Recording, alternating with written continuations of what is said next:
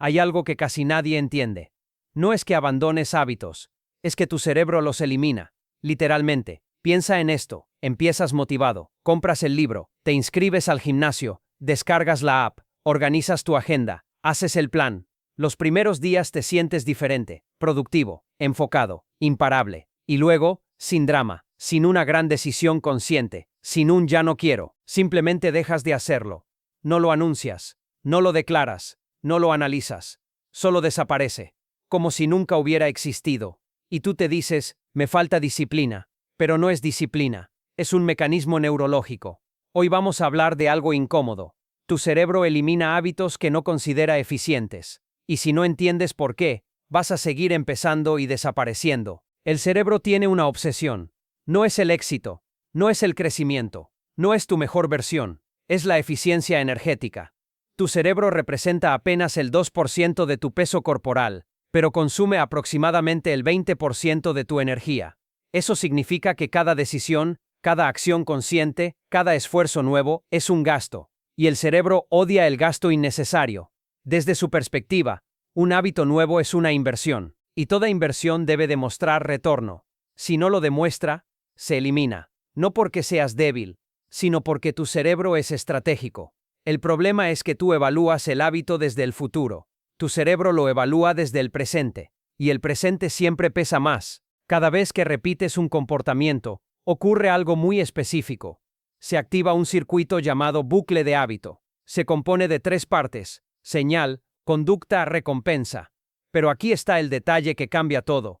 Si la recompensa no es clara, el circuito no se consolida. Y si no se consolida, el cerebro lo clasifica como irrelevante. Cuando haces algo que requiere esfuerzo, no es automático, no tiene recompensa inmediata, el cerebro empieza a hacer preguntas invisibles. ¿Vale la pena? ¿Funciona? ¿Está dando resultados? Si la respuesta no es evidente, la energía se redirige, y el hábito empieza a debilitarse. No de golpe, progresivamente. Primero olvidas un día, luego 2, luego 3, y finalmente, tu cerebro archiva esa conducta como intento fallido. Y eso es peligroso, porque no solo elimina el hábito, elimina la probabilidad de intentarlo otra vez. Ahora viene la parte que más duele. El cerebro no elimina el hábito solo por falta de recompensa. Lo elimina más rápido cuando lo asocia con amenaza. ¿Y sabes cómo lo convertimos en amenaza?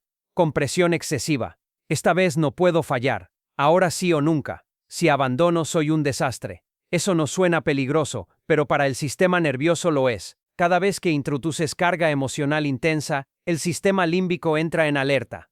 Y cuando entra en alerta, prioriza protección. El hábito deja de ser crecimiento. Se convierte en riesgo. Y el cerebro siempre prioriza seguridad sobre progreso. Aquí ocurre algo clave. Cuando fallas y te atacas, no estás fortaleciendo disciplina. Estás enseñándole al cerebro que ese hábito duele, que genera culpa, que activa vergüenza, que amenaza tu identidad. Y el cerebro elimina lo que duele, siempre. No importa si es bueno para ti, no importa si te conviene a largo plazo. Si emocionalmente se siente peligroso, el cerebro activará evitación. Por eso el problema no es fallar, el problema es convertir el error en ataque. Porque cuando el hábito se asocia con dolor emocional, la resistencia aparece incluso antes de empezar. Y ahí es cuando el cerebro decide, en silencio: esto no es seguro, mejor lo quitamos. Hay un punto específico donde el hábito todavía existe, pero ya empezó a debilitarse. No es cuando dejas de hacerlo por completo, es antes. Es cuando la acción empieza a sentirse más pesada que necesaria. Aquí ocurre algo invisible. Al inicio el hábito depende de la corteza prefrontal, es decir, de decisión consciente. Pero si el comportamiento se repite lo suficiente, empieza a trasladarse hacia los ganglios basales. Ahí es donde viven los hábitos automáticos. Ahí es donde las conductas dejan de necesitar fuerza de voluntad. El problema es que la mayoría abandona justo en la transición. En esa etapa intermedia, ya no hay motivación inicial, aún no hay automatización, todavía requiere esfuerzo, y el cerebro empieza a evaluar. Esto sigue costando, no es automático, no hay recompensa clara. Si esa evaluación se repite varios días seguidos, el cerebro activa algo llamado poda sináptica. La poda sináptica es un proceso natural. El cerebro elimina conexiones que no se usan lo suficiente. Es eficiencia pura. Si una red neuronal no demuestra utilidad, se debilita. Y lo hace rápido. no hay drama, no hay aviso. Simplemente deja de reforzarse, y lo que no se refuerza desaparece. Aquí viene algo aún más interesante. Cuando un hábito nuevo se debilita, no deja un vacío. El cerebro odia los vacíos conductuales. No soporta la ausencia de patrón. No tolera el no hacer nada. Necesita una respuesta.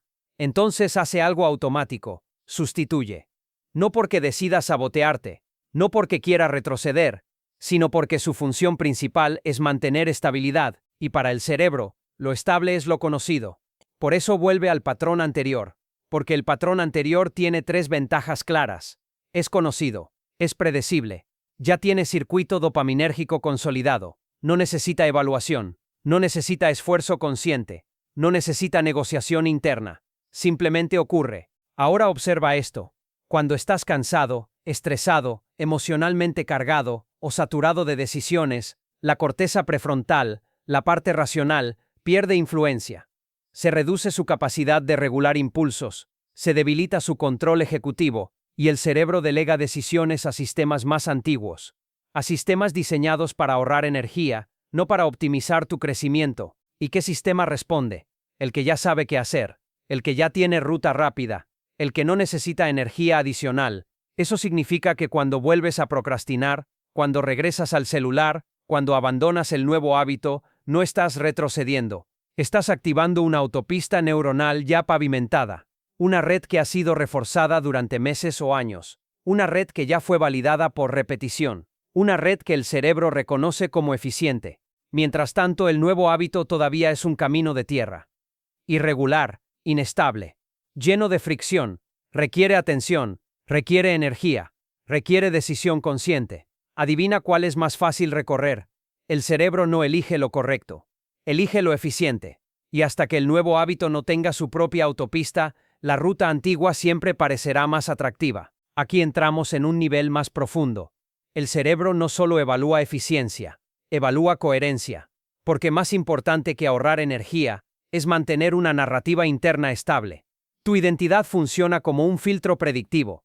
No es solo una etiqueta, es un sistema de creencias sobre quién eres y qué es probable que hagas. Si internamente crees, yo nunca soy constante, siempre abandono, me cuesta mantener disciplina. Cada experiencia no es solo una acción, es una confirmación. Cada vez que fallas un día, esa narrativa se fortalece, no porque sea verdad absoluta, sino porque el cerebro ama confirmar lo que ya cree.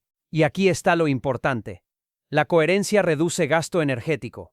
Cuando tus acciones coinciden con tu identidad, no hay fricción interna, no hay debate mental, no hay tensión, simplemente actúas.